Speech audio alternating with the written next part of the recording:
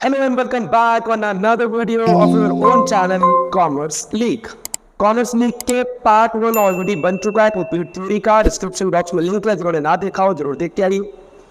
हमने पार्ट 1 किया था कल, और पार्ट 1 के अंदर हमने डिबेंचर्स के सारी बेसिक्स, जिसके अंदर हमने कवर किया था कि डिबेंचर्स को हम एट पार पे, एट प्रीमियम पे, डिस्काउंट पे कैसे पब्लिक को इशू किया जाता है। आज का हमारा दो एजेंडा है। पहला एजेंडा ये है कि डिबेंचर्स जब हम अपनी ही कंपनी के प्रमोटर्स को इशू करते हैं, प्रमोटर्स कौन होते हैं? प्रमोटर्स वो जिन्होंने हमारी कंपनी को शुरू किया है, हमारी कंपनी को सर्विसेज दिया है, तो हम अपनी कंपनी के उनके लिए मतलब उनके सर्विस के बदले हुए हम उन्हें कुछ देना चाहते हैं और उन्हें डिबेंचर इशू करना चाहते हैं।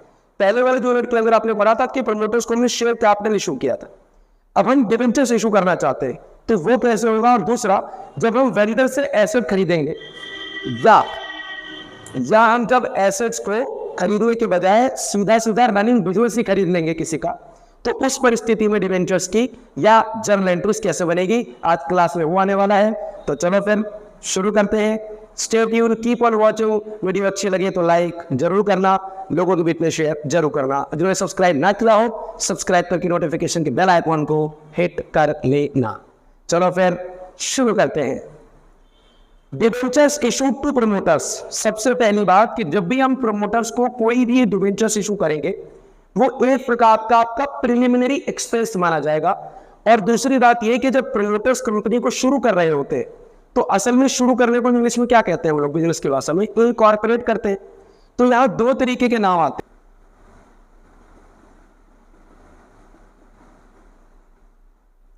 प्रिलिमिनरी एक्सपेंस अकाउंट डेबिट, तो किसको इशू कर रहे हैं?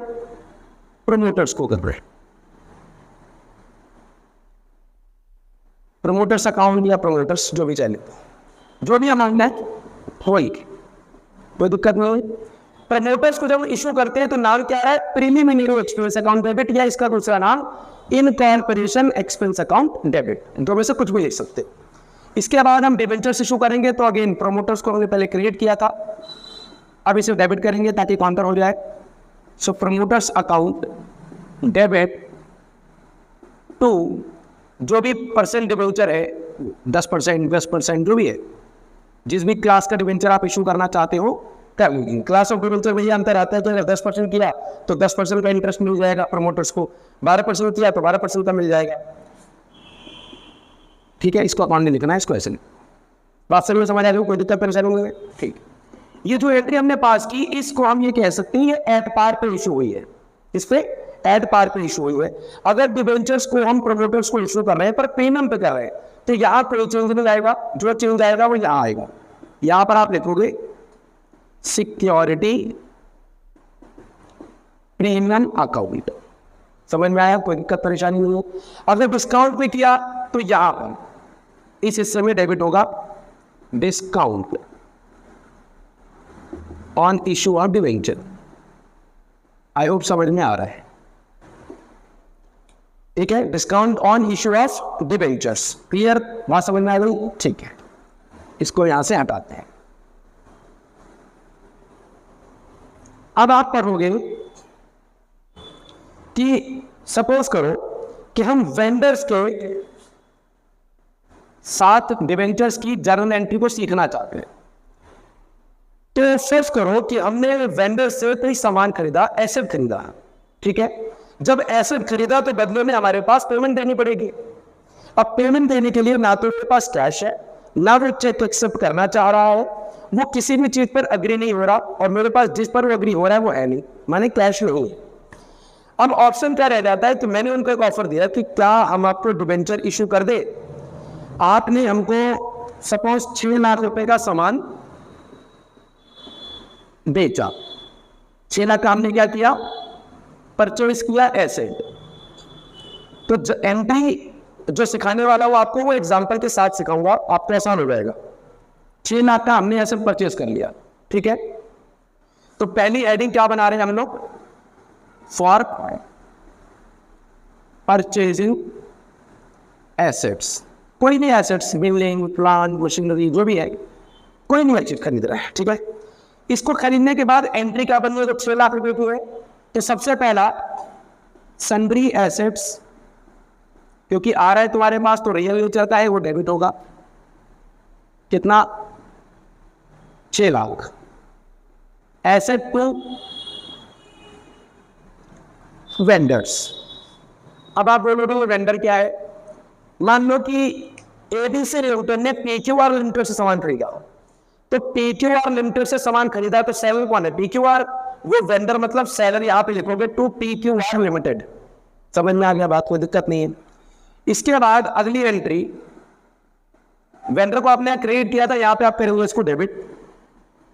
वेंडर अकाउंट हुआ डेबिट टू, यहां पे आप डिबेंचर इशू करेंगे जिस भी परसेंट का है। कोई दिक्कत परेशानी नहीं होनी चाहिए? बिल्कुल नहीं।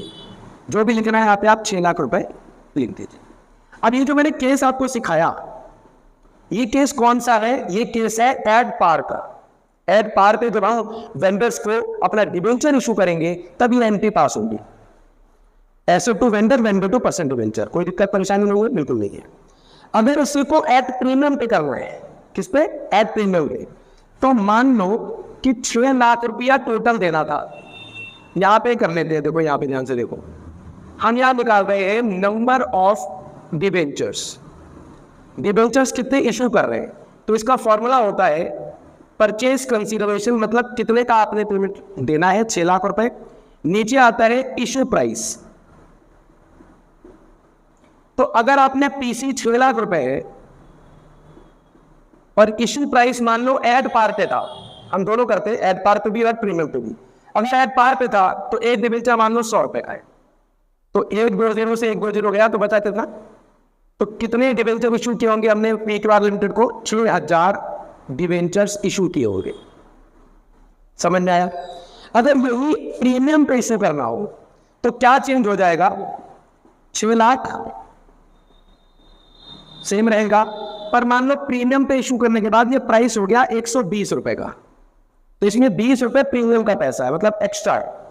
तो 100 की जगह पे आप क्या लिखोगे? इशू प्राइस 120 कट गया, 12 पंजे 60, 000। मतलब अब कितना डिबेंचर इशू हुआ? 5000 डिबेंचर्स इशू। समझ आया? यही अगर प्रीमियम पर है, यही वाला केस है, तो कुछ अंतर नहीं आएगा, सिर्फ एक अंतर आएगा। पूछो क्या? यहां पर आप सिक्योरिटी प्रीमियम लेंगे, समझ आ रही? और इस सिक्योरिटी प्रीमियम में कितना पैसा आएगा? 5000 डिबेंचर से याद कर लो, पटा रहा हूं मैं। तो परसेंट डिबेंचर में 5000 डिबेंचर्स हैं, ओरिजिनल कितने होते हैं, मतलब इशू प्राइस ओरिजिनल कितना 100, तो यहां आएगा 5 लाख। और यहां पे 20 रुपए से गुणा होगा, क्योंकि 120 में से 100 हटाओ तो एक्स्ट्रा 20 रुपए ही है। 5000 को 20 से करोगे तो बिकम 1 लाख। अब ये हो गया वेंडर को जब आपने डिबेंचर्स इशू किया एड पार पर और एड प्रीमियम पे। आई होप कोई दिक्कत परेशानी नहीं है। अगर डिस्काउंट पे करते हो तो ये भी सेम है, बस तो सिक्योरिटी प्रीमियम यहां से हट जाएगा और यहां ऊपर discount on issue of debenture हो जाएगा, जो हमने भी आपने सीखा। तो जो 1 लाख यहाँ गया वो 1 लाख वहां चला जाएगा और वो 6 लाख नीचे इशू में आ जाएगा। डिस्काउंट भी करके दिखाऊं? चलो ठीक भैया, लो पहला सेम रखना, जितना भी पेमेंट है, मतलब 5 लाख है तो 5 लाख, 6 लाख है तो 6 लाख, जो भी है। सेकेंड एंट्री में आते वेंडर्स अकाउंट डेबिट, डिस्काउंट पे करना है ना, तो यहां पे हमने मान लो परसेंट डिबेंचर लिखा, हम इशू कर रहे हैं, कोई भी क्लास हो सकती है। हम डिबेंचर्स ओरिजिनल है कितने का? ओरिजिनल कितने का? ओरिजिनल कहेंगे भाई यहाँ तो 6 लाख रुपए का हमको पेमेंट करना है भाई। डिबेंचर्स कितने का इशू करना? टोटल 6 लाख का। लेकिन वेंडर को, वेंडर जो है भाई साहब, वो कितने का हिसाब ले रहा है? और उसको 5 लाख रुपए दे रहे हैं। तो ये बचा पिछा है, जहां पर उनको फायदा हो गया वो डिस्काउंट होगा ऑन इशू ऑफ डिबेंचर, और वो बन जाएगा 1 लाख। समझ में आया? मतलब कि अगर वो 120 रुपए ना हो, ये मान लो 60 रुपए का डिबेंचर इशू कर दिया, तो उसमें 40 रुपए, कितने? 40 रुपए जो है वो डिस्काउंट पे होंगे, जो डेबिट साइड में आएगा। बात समझ में आ गई? सो एड पार, प्रीमियम और एड डिस्काउंट का केस आपने समझ लिया है, सीख लिया है। 2-3 क्वेश्चन तेज अग्रवाल के लगा लेना और आपकी प्रैक्टिस बढ़िया हो जाएगी। और उस क्वेश्चन में कोई दिक्कत आएगी, कोई जर्नल एंट्रीज के रिगार्डिंग या कोई स्टेटमेंट के रिगार्डिंग, कमेंट सेक्शन में उसको लिख देना, वहां पे आपको जवाब मिल जाएगा। ठीक, अगला क्वेश्चन करते हैं जहां पर हम देखेंगे कि वेंडर को हम एसेट्स नहीं परचेज कर रहे, हम पूरा का पूरा बिजनेस ही खरीद रहे हैं। बिजनेस को जब हम किसी चलते हुए बिजनेस को जब खरीदते हैं तो मान लो कि भाई ये है हमारा डुग्गू भाई साहब, इनका नाम है डुग्गू लिमिटेड, वाओ ओ, और ये हमारे भाई साहब, इन भाई साहब का नाम है, क्या नाम रखेंगे इनका, रखेंगे डुग्गी, डुग्गी लिमिटेड। अब डुग्गू लिमिटेड गए डुग्गी लिमिटेड के पास और उन्होंने कहा कि भाई मैं आपके पूरे बिजनेस को खरीदना चाहता हूं। डुग्गी लिमिटेड ने कहा भाई कि अगर बिजनेस खरीदना चाहते हो तो भाई मेरे पास तो एसेट्स भी है, मेरी तो लायबिलिटीज भी आपको लेनी पड़ेगी, जब आप पूरा का पूरा ही बिजनेस खरीदोगे, और मेरा कोई बिजनेस बंद तो है नहीं, मैं तो अभी भी बिजनेस कर ही रहा हूँ, फायदा नुकसान तो चलता रहता है। लेकिन डुग्गू लिमिटेड ने ऐसा ऑफर दे के मारा भाई कि डुग्गू लिमिटेड मना नहीं कर पाई। तो जैसा आपने अभी देखा कि डुग्गी लिमिटेड से कह रहा है कि भाई मुझे पूरा का पूरा बिजनेस आप मुझे बेचिए, जो भी बनता हो इसका वैल्यू आप निकाल लो, जो वैल्यू डुग्गी लिमिटेड निकालोगी ना उसे हम परचेज कंसिडरेशन कहते हैं, परचेज कंसिडरेशन। इस पूरे टॉपिक का नाम क्या था कि भाई debentures issued to vendors other than cash, मतलब हम पेमेंट तो करेंगे वेंडर को पर कैश के अलावा करेंगे। अगर आपको कैश में भी करना है उसके लिए भी आपको मैं आज की एंट्री में सब सिखा देने वाला हूं। तो ये टॉपिक हमेशा के लिए खत्म, और ये अजर अवर टॉपिक है, 3 नंबर में आना ही आना है। वो सीख लिया तो शेयर कैपिटल का रिवाइज हो जाएगा, और शेयर कैपिटल का सीखा हुआ है तो रिवाइज हो जाएगा, दोनों ही की बात है। चलो सबसे पहली एंट्री सीखते हैं। सबसे पहले आपने एसेट्स अकाउंट को डेबिट करना है, जो भी आपने लिया हुआ है। इसके बाद आप लाइबिलिटी को क्रेडिट करेंगे। किसको क्रेडिट करेंगे भाई? लाइबिलिटीज को। जब फॉर्म कैसे करोगे तो एसेट तो आएगा, तो लाइबिलिटी भी तो आएगी।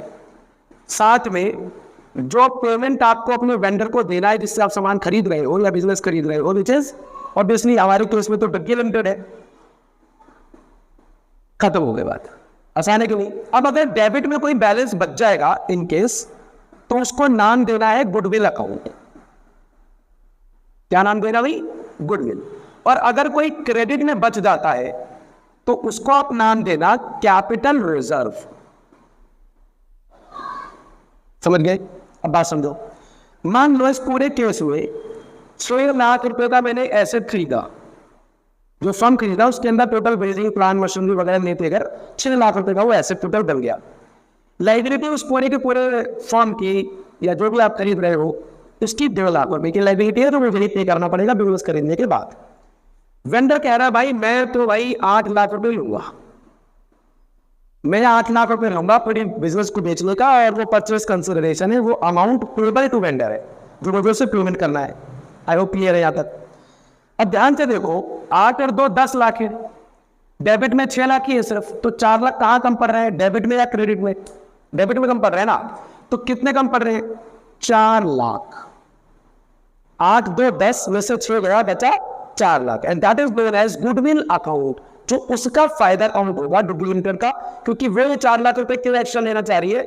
इसलिए लेना चाह रही है कि उसने जो भी ओवर द पीरियड टाइम मेहनत की है अपने फॉर्म को बिल्ड करने में, उसने तो रेपुटेशन ऑन की है, उस रेपुटेशन का पैसा भी उसे चाहिए, जो उसको गुडविल कहते हैं लोग अकाउंट्स की लैंग्वेज में। करेक्ट है? सेकेंड एंट्री पास करते हो तुरंत ही। अब सेकेंड एंट्री क्या है? वेंडर को आप डेबिट करिए जिसको आपने क्रेडिट कर रखा था। ठीक है, कितना पेमेंट देना है? 8 लाख। ठीक है। इसके बाद अगर मैं बताता हूं 2-3 चीजें। अगर मान लो कि पेमेंट देते हुए वेंडर को हमने कहा कि मैंने पूरा का पूरा ही पेमेंट वेंचर से आपको दूंगा, मेरे पास कैश बैंक और कुछ भी नहीं है, तो फिर सीधा सीधा आप ये लिख दे परसेंट डिबेंचर्स, जो भी परसेंट डिबेंचर इशू करना है 10% 8%, वो। अगर तुम्हें ऐसा लगता है कि नहीं भाई मैं 8 लाख में से 3 लाख कैश दे देता हूँ, 1 लाख आपने मैं चेक के माध्यम से दे देता हूँ, बचेगा सिर्फ 4 लाख, उस 4 लाख का ही मुझे डिबेंचर आपको इशू करना पड़ेगा। मैं ये मानते चल रहा हूं कि हम अभी एट पार और फिर अगला करेंगे एट प्रीमियम। अगर हम वेंचर को एट पार पे इशू कर रहे हैं तो टोटल वैल्यू कितनी है? 8 लाख। तो यहां पर हम निकाल लेते हैं नंबर ऑफ डिबेंचर्स इशूड, मतलब डिबेंचर हम कितना इशू करने वाले हैं।